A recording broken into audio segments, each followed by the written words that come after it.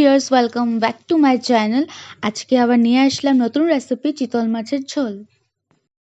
So start করি। ফার্স্টে আমরা মাছগুলোকে ভেজে নিলাম, দেন সেই তেলে কালো জিরে আর পেঁয়াজ কুচি ফোড়ন দিয়ে বেটে রাখা পেঁয়াজ আর আদা দিয়ে হলুদ, লঙ্কা গুঁড়ো, জিরে গুঁড়ো, ধন্যা গুঁড়ো আর স্বাদ মতন নুন দিয়ে একটু পেস্টটাকে ভেজে নিলাম।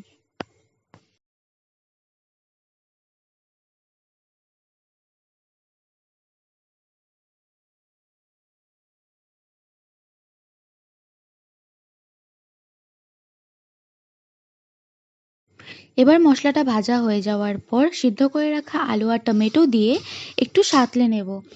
সাঁতলানো হয়ে যাওয়ার পর পরিমাণ মতন একটু জল দিয়ে ঢেকে রেখে দেব।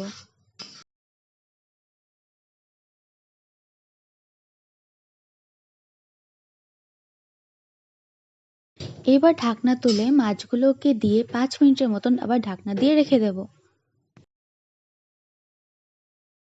বাস এবার ঢাকনা তুলে ধনিয়া পাতা দিয়ে গরম গরম রেডি চিতল মাছের ঝোল।